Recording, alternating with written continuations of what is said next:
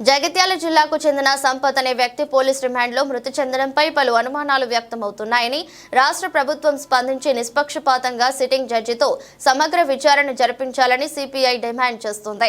విదేశాల్లో ఉద్యోగాలు ఇప్పిస్తామని చెప్పి నిరుద్యోగులను మోసం చేశాడనే అభియోగంతో సంపత్ అనే వ్యక్తిని నిజామాబాద్ సైబర్ క్రైమ్ పోలీసులు అధికారులు కస్టడీలోకి తీసుకున్నారు. విచారణ ప్రక్రియలో ఉన్నప్పుడే అకస్మాత్తుగా మరణించాడు.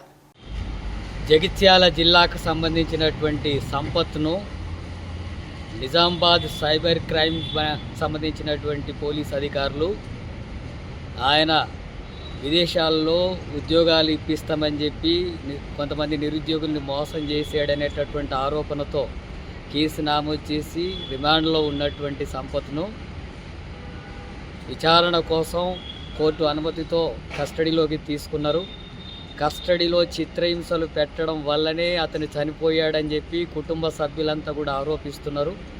అది లాకప్ డెత్ వల్ల జరిగినటువంటి హత్య తప్ప అది అనారోగ్యంతోనో హార్ట్ అటాక్ వల్ల జరిగినటువంటిది కాదు అని చెప్పి కుటుంబ సభ్యులు ఆరోపిస్తున్నారు. పోలీస్ అధికారులు మాత్రం విచారణలో భాగంగా తీసుకొస్తున్నటువంటి క్రమంలో ఆయన ఛాతీలో నొప్పి వచ్చిందనే పేరుతో హాస్పిటల్కి తీసుకెళ్తే అక్కడ హాస్పిటల్లో చనిపోయాడనేటటువంటిది పోలీస్ అధికారులు చెప్తున్నారు. కానీ అంతకుముందు ఆ కుటుంబ సభ్యులు ఆ బాధితుడిని నిందితుడిని కలిసినప్పుడు ఆయన పూర్తిగా నా శరీరం అంతా కూడా తీవ్రమైనటువంటి గాయాలతో ఉంది, నేను తట్టుకోలేకపోతున్నానని చెప్పి కుటుంబ సభ్యులతో చెప్పినట్టుగా తెలుస్తుంది. అట్లాగే ఆ తర్వాత కూడా ఆయన చూడడానికి కూడా అనుమతి ఇవ్వలేదు కుటుంబ సభ్యులకు అనే విషయాలు తెలుస్తున్నాయి. అది లాకప్ డెత్ వల్లనే చిత్రహింసలు పెట్టడం వల్లనే చనిపోయిండని చెప్పి ఆరోపణలు వస్తున్నాయి.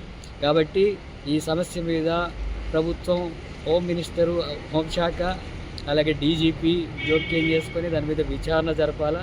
విచారణ జరిపి నిందితులకు సంబంధించినటువంటి విషయాల్లో విచారణ జరుపుతున్నటువంటి సందర్భంలో ఈ చిత్రహింసలకు గురి చేసి హత్యకు కారణమయ్యారు అనేటటువంటి విషయాలు వాస్తవం అయితే సంబంధిత పోలీస్ అధికారుల మీద హత్య కేసు నమోదు చేసి కఠినంగా శిక్షించేటట్టుగా చర్యలు తీసుకోవాలని చెప్పి సిపిఎం పార్టీగా డిమాండ్ చేస్తున్నాం. ఎవరైనా నిందితుడు తప్పు చేస్తే చట్ట ప్రకారం కోర్టులు వేసేటటువంటి నిర్ధారణ చేసిన దాని ప్రకారం శిక్షించవచ్చు. ఆ రకమైనటువంటి చర్యలు ప్రభుత్వం తీసుకోవచ్చు. కానీ పోలీసులే విచారణ పేరుతో చిత్రహింసలకు గురి చేసి హత్యలు చేసేటటువంటి విధానం గతంలో కొనసాగింది. ఇప్పుడు కూడా ఇదే పద్ధతి కొనసాగిస్తే ఒక రకంగా ఇది సమాజంలో ఒక తప్పుడు సంకేతం వెళ్తుంది. పోలీసులు ఇలాంటి చర్యలకు పాల్పడేటటువంటి విధానంకు అనుమతిస్తే, దానికి సహకరించేటటువంటి పద్ధతుల్లో ప్రభుత్వం వ్యవహరిస్తే దానివల్ల తీవ్రమైనటువంటి అపార్థాలకు నష్టానికి జరుగుతుంది. అది ప్రభుత్వానికి కూడా చెరపేరు వస్తుంది.